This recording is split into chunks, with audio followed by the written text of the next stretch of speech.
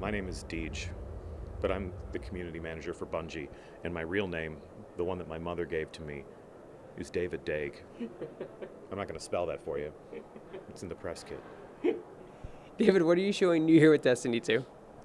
So we're at Gamescom this week. We love this show. We're meeting players from all over the world, and we are inviting them to enter the Crucible and experience our competitive multiplayer, or to play through the first story mission of Destiny that we call Homecoming.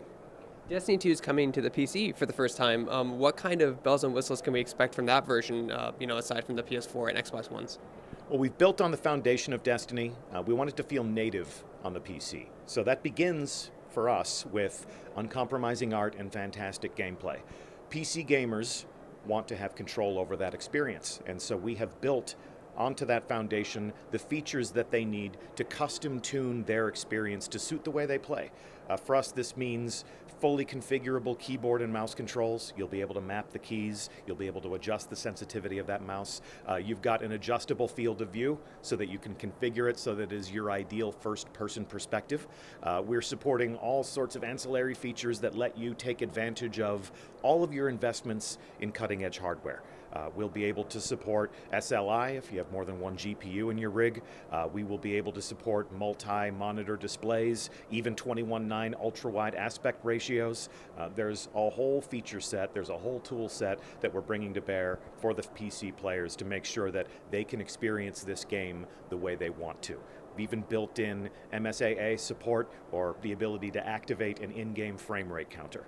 And when you turn on the in-game frame rate counter, you're going to see that we have delivered, assuming you're capable of enjoying it, uncapped frame rates and graphics that scale up to 4K resolution. Is there any chance for crossplay in the future?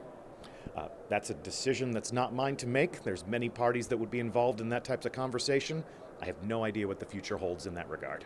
So talk about your community in Destiny 1 and what they provided in terms of feedback to help make Destiny 2 a better experience. Yeah, well, the most important thing that the characters provided in Destiny 1 was the main character. And we have taken so many cues of inspiration from the players of Destiny, the things that were so important to them, the ability to play with their friends, the ability to enjoy a story that takes them from world to world across our solar system. So we're telling a deeper, more meaningful story. We're satisfying that curiosity. With Destiny 1, we built a world. In Destiny 2, we're telling more elaborate stories in that world. We've also listened to them a great deal about the way they want to come into contact with their friends. We've got clan support in this game. Clans can open their fire teams and they can welcome reinforcements from the community and take them on their first experience in something like a raid or other endgame activities.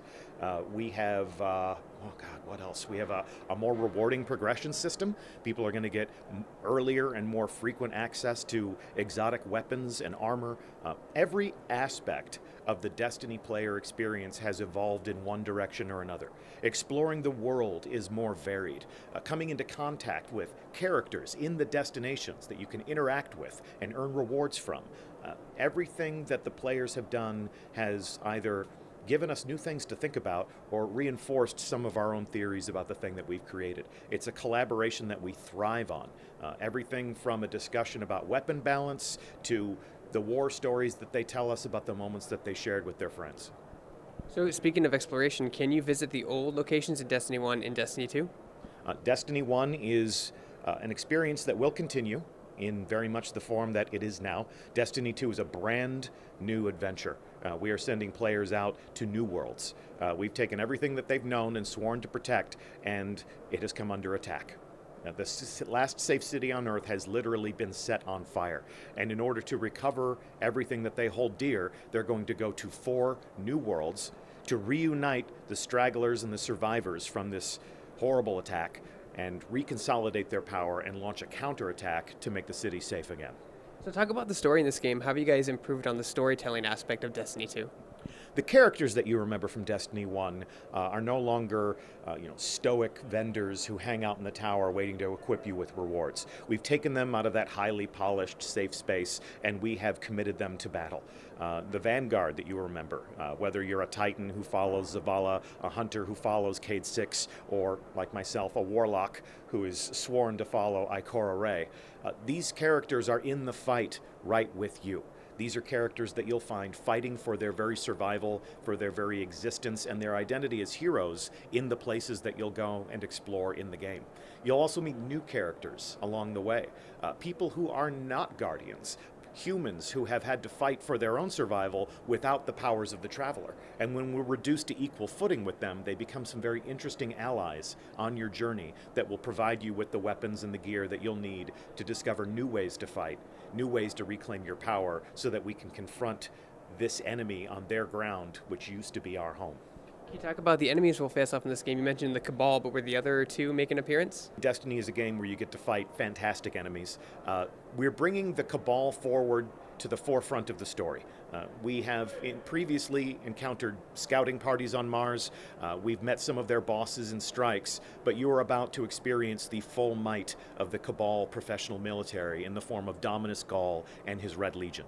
The enemies that you remember from Destiny will be making a return as you explore these worlds, and they'll have some new tricks up their sleeves as well. They'll have some new combatants in their ranks, and these are the things that you'll discover on your journey. I'm familiar with the three races of the characters in Destiny 1 and as well as 2. Will we see any good versions of the Vex or the Taken in Destiny 2? These are things that you'll encounter on your journey. One of the things that we're really happy about with Destiny is that while we have said a lot about the game, we have left the experiences of discovery and learning about these worlds that we've built squarely in the hands of the player. So Destiny will have the freedom to tell its own story, and players will be able to learn what we've created when they have a controller in their hand, which is really the way we want them to experience it.